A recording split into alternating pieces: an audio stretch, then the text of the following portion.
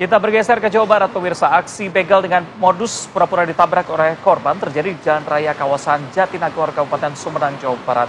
Aksi pelaku ini terekam kamera sehingga akhirnya berhasil diringkus oleh polisi.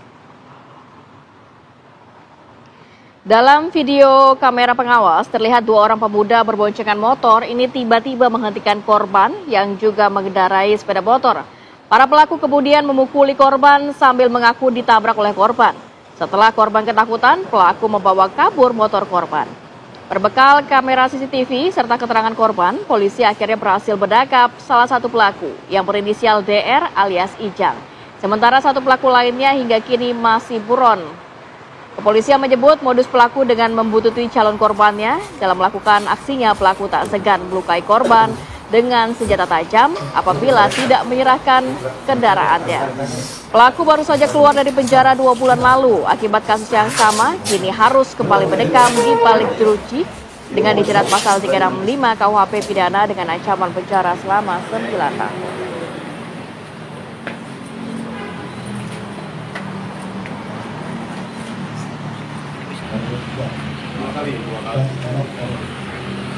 Dua kali baru sekarang ketangkep. 2 kali itu dijual mana?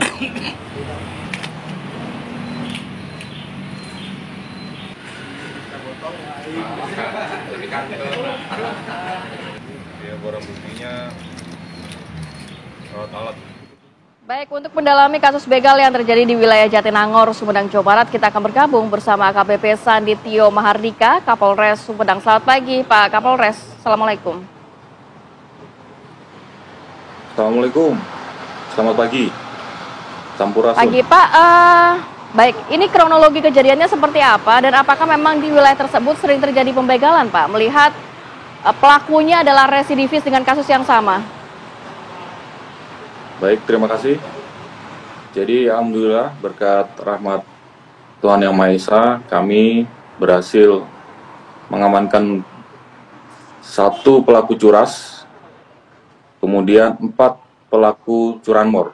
Jadi tadi disampaikan bahwa memang di wilayah Jatinangor, di sekitar situ banyak terjadi curanmor.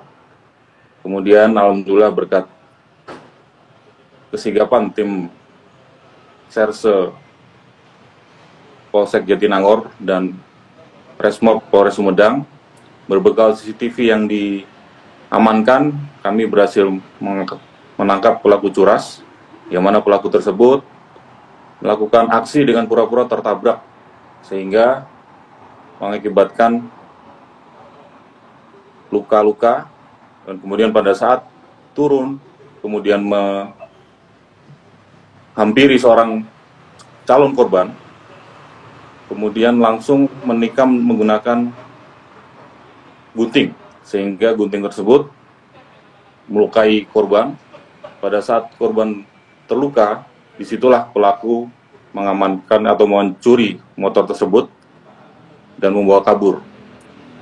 Kemudian satu orang pelaku kita amankan, kemudian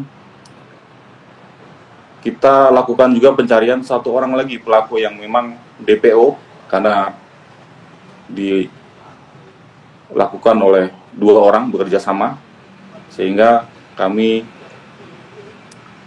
tetapkan 1 orang sebagai DPO dan 1 orang menjadi tersangka.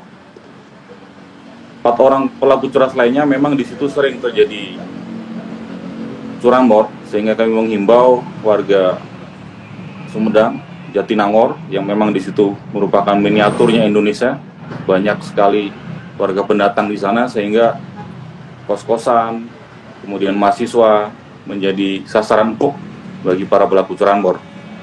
Alhamdulillah berkat kerjasama semua pihak, kami bisa mengamankan 1 orang pelaku curas dan 4 orang pelaku curanmor. Demikian. Oke. Baik, Pak Kapolres, ini kalau melihat lokasi dari rekaman CCTV kan memang cukup sepi begitu ya. Mungkin terjadi juga pada malam hingga dini hari. Tapi kalau kita bicara modus yang sama, apakah memang ini sering dilakukan di wilayah Anda sehingga memang polisi sudah mengetahui begitu pelakunya siapa? Apalagi tadi sudah disebutkan bahwa ini residivis, Pak. Baik, terima kasih. Pelaku curanmor mempunyai berbagai macam modus, salah satunya tadi pura-pura tertabrak, kemudian setelah korban berhenti menusukkan pisau atau gunting. Yang lain, modus yang lain juga macam-macam, Pak ya. Selain seperti itu, mungkin pura-pura terserempet, kemudian yang terjadi percecokan, terjadi adu mulut, kemudian sama-sama berhenti di pinggir jalan. Pada saat itu pelaku dengan santainya dengan ini melakukan aksi pencurian motor. Kemudian juga membobol rumah, membobol kos-kosan, kemudian membobol atau melakukan pencurian di minimarket dan lain-lain. Jadi banyak sekali modusnya, Pak. Baik, Pak Kapolres melihat ini juga pernah menjalani hukuman dengan kasus yang sama, apakah akan ada pasal berlapis yang nantinya dikenakan kepada pelaku? Tentunya pasal itu akan kita terapkan berlapis dan otomatis tuntutan yang akan dilemparkan atau ke kejaksaan akan menjadi penambahan hukuman, sehingga residivis tersebut akan menjalani hukuman yang jauh lebih berat, sehingga efek jera diharapkan dapat dicapai, sehingga tidak melakukan hal tersebut lagi. Baik, terima kasih Pak Kapolres Sumedang, AKBP Sanditio Mahardika atas penjelasannya dan selamat kembali bertugas.